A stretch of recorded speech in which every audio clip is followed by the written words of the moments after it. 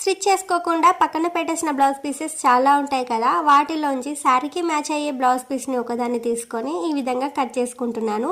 3 inches marking పెట్టుకొని ఈ విధంగా కట్ చేసుకున్నాను స్ట్రిప్స్ లాగా. అలాగే స్క్వేర్ షేప్స్ ని కూడా 3x3 ఇంచెస్ తో ఇలా కట్ చేసుకొని పెట్టేసుకున్నాను. ఇప్పుడు ఇలా కట్ చేసుకున్న స్ట్రిప్స్ ని ఫోల్డ్ చేసుకొని ఫ్రిల్స్ ని అయితే పెట్టేసుకోవాలి. నెక్స్ట్ స్క్వేర్ షేప్ లో కట్ చేసుకున్న వాటిని ఈ విధంగా ఫోల్డ్ చేసుకొని స్టిచ్ వేసేసుకుంటే కోన్ షేప్ లో ఫామ్ అయిపోతాయి అన్నమాట. వీటిని మనం ఎడ్జెస్ ని కట్ చేసుకొని రివర్స్ లో తీసుకుంటే ఇలా కనిపిస్తాయి. ఫ్రిల్స్ పెట్టుకొని కుట్టుకున్నాం కదా, వాటిని పీసెస్ లాగా కట్ చేసుకోవాలి. ఇలా కట్ చేసుకున్న తర్వాత ఒక దగ్గరికి ఇలా ఫోల్డ్ చేసుకొని నార్మల్ నీడిల్ అండ్ థ్రెడ్ తో ఇలా ఒకసారి నాట్ అయితే వేసుకోవాలి. ఇలా నాట్ వేసుకున్న తర్వాత ఎడ్జెస్ ని కూడా దారపు పోగులు రాకుండా ఇలా స్టిచ్ వేసేసుకుంటే సరిపోతుంది. ఇలా స్టిచ్ వేసేసుకున్న తర్వాత మనం ఈ కోన్ షేప్ అనేది అటాచ్ చేసేసుకోవాలి. ఇలా అటాచ్ చేసుకుంటే చాలా నీట్ గా కనిపిస్తుంది అనమాట లుక్. అంతే, మన టాజిల్ అనేది రెడీ అయిపోయినట్టే.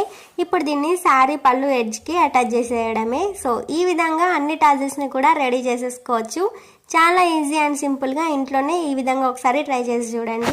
అండ్ వీటికి ఇంకా లుక్ యాడ్ చేయడం కోసం నా దగ్గర ఉన్న కుందన్స్ ని ఇలా స్టిక్ చేశాను. కుందన్స్ ని యాడ్ చేసిన తర్వాత లుక్ అనేది చేంజ్ అయిపోయింది. చాలా బ్యూటిఫుల్ గా కనిపిస్తున్నాయి. ఫైనల్ లుక్ వచ్చేసి ఇలా ఉంది. ఎలా అనిపించిందో తప్పకుండా కామెంట్ చేయండి. మనం వాడకుండా పక్కన పెట్టేసిన బ్లౌజ్ పీస్ తోనే మన శారీకి ఒక మంచి లుక్ అయితే యాడ్ చేయొచ్చు. అండ్ బ్లౌజ్ పీసే కాకుండా మన దగ్గర మిగిలిపోయిన డిజైనర్ క్లాత్స్ కానీ పీసెస్ కానీ ఉంటే వాటితో ఇలా ఒకసారి ట్రై చేసి చూడండి. చాలా బాగా కనిపిస్తుంది. లుక్ అయితే చాలా ఎలివేట్ చేస్తుంది అన్నమాట. అండ్ ఇలాంటి మరెన్నో ఐడియాస్ కోసం మన ఛానల్ అయితే సబ్స్క్రైబ్ చేసుకోండి. Thanks for watching.